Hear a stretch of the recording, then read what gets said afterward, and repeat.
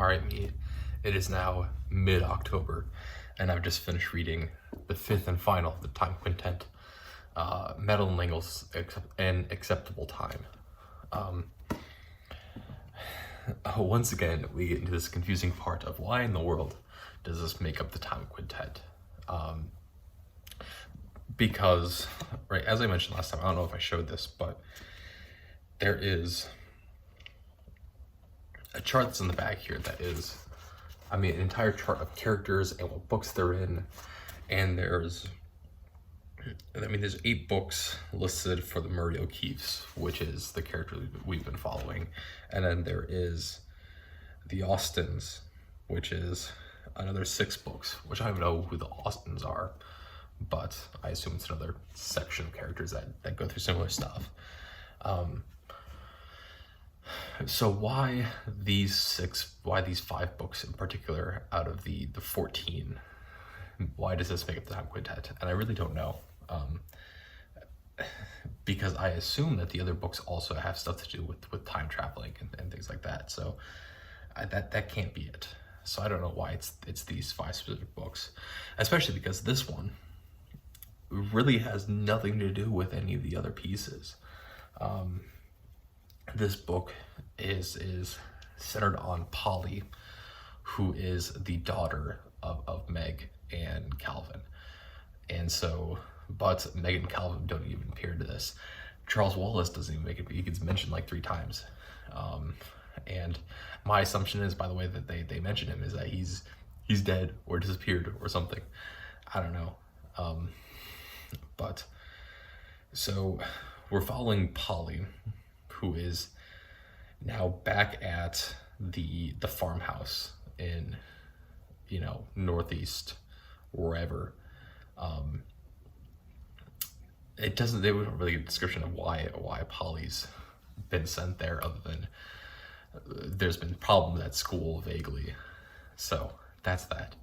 But Polly is a high school student, and once again we have the fun things of, like it was in Many Waters, that we're willing to describe things a little bit more and have a little bit more of this intimacy focus on Polly and her relationships. But yeah, so that's that.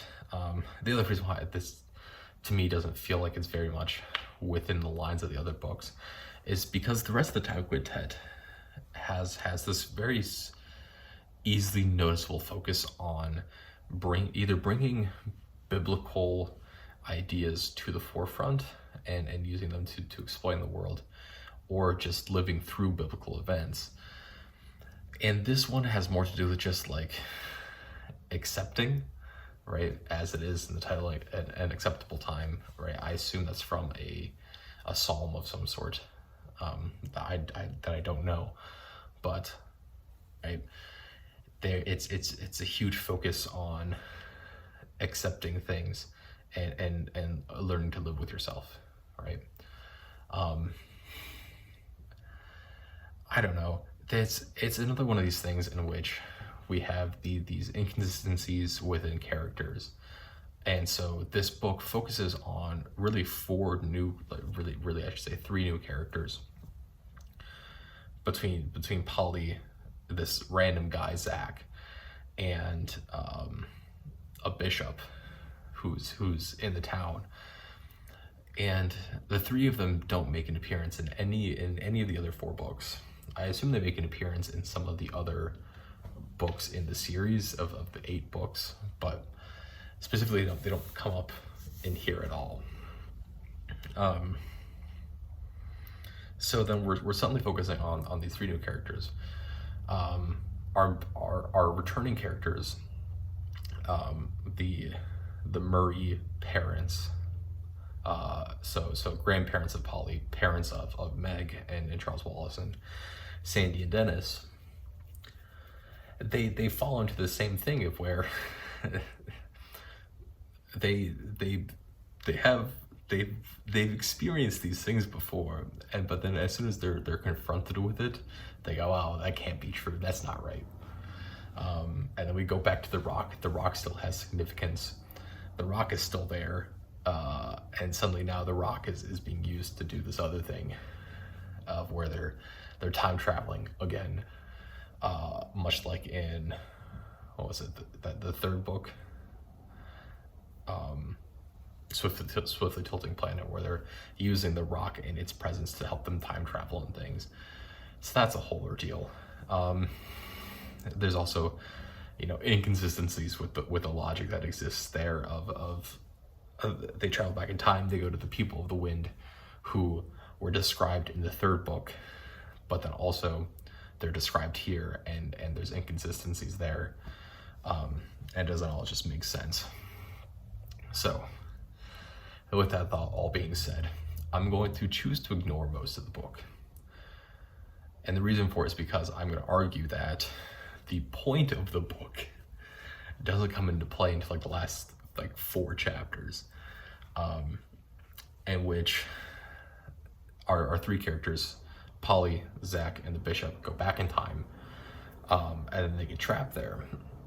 And one of the things that's happening throughout is that Zach, who had met Polly before but is still a young man and is dealing with a significant heart issue of where he knows that he's going to die at some point relatively soon, but he's still a young man and he wants to live. And so he is going through and doing anything that he can in order to try to live and try to survive. And what ends up happening is that he chooses to go to the bad people, the people across the lake, because they say that they can help him. They're not actually going to help him, but they say that they can. And in doing so, he endangers the lives of everyone else. He forcibly kidnaps Polly as well to force her over there.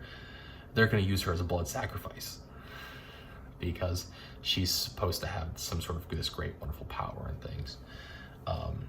But really, right, it's a book about exactly that, an acceptable time of learning what it is your time and learning to deal with that, right? That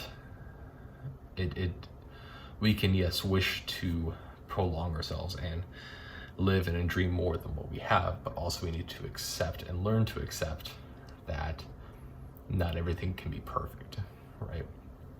And that really becomes the lesson that gets taught here, right? Is that it is this self-centered sort of thinking of where we are willing to sacrifice the needs and the survival of others to then get what we want, right? And this is something I've been mostly talking about with my juniors that I've been teaching, my 11th graders for the most part, where we just got through teaching the Crucible, and I chose to focus on the sacrifice portion of that, and like looking at, well, how does this is a culture of sacrifice, right? They're sacrificing their worldly life so they can be better in the afterlife. But then also, what do each of these characters actively sacrifice, right? And so, we were focusing on that, looking at that. But the same question comes up here, right? Of what are you willing to sacrifice to get what you want? And, for Zach, he's willing to sacrifice another human being to try and save himself. Now, does he actually get to that point? No, because he starts, when they're about to sacrifice her, they start throwing a fit. But, he's willing to up until that very last point.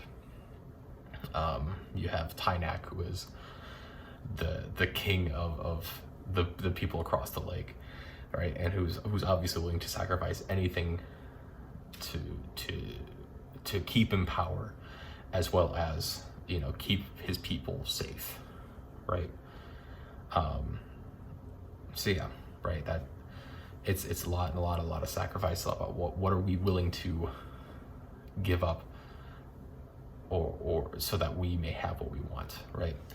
And then, as Madeline Langle does, right, she kind of ties this into modern life and things. She talks a little bit, especially at the end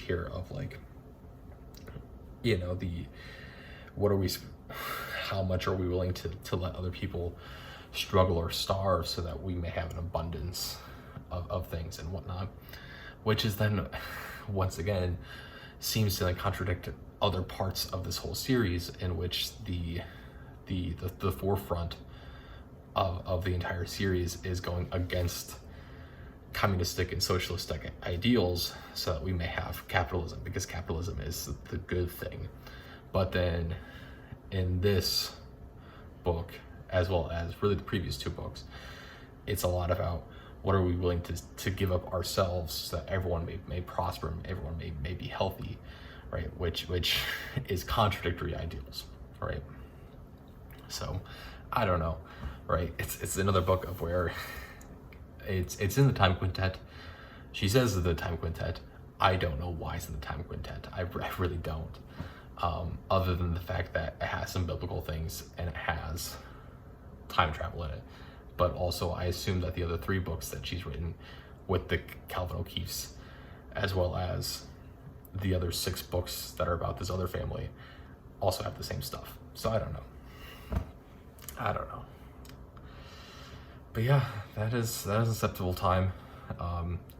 Looking at the series as a whole, right, I've probably been much too harsh on it, because they're not written for me, right? They are written in a slightly different time period, about a belief structure that I don't necessarily have, right? So are they for me? No. I think it's also, yeah, right. I think it's also important to note that, like, you know, I moved to North Carolina. That's where this being filmed after living in Indiana, and so, you know, what I've read so far while I've been living in North Carolina has been a lot of books that I don't really like or I haven't really enjoyed, which I think has caused me to be a bit more critical about these things, right? Because, you know, I moved out here. I'm trying to even think what I read. I read the history to theater that I did not like. I read the Woody Allen stuff, which is its own beast of its own, of why you don't like it. I read Are You There, God Is Being Margaret. I enjoyed that one. And I read these 5 books, which, you know, I have my own struggles with. So, you know, it's been a little bit since I've really read something that I really enjoyed. So, you know, let me get on that. And maybe the next, you know, batch, as I get through them, will be more positive. But yeah, so that's that. That is An Acceptable Time by Madeline L'Engle.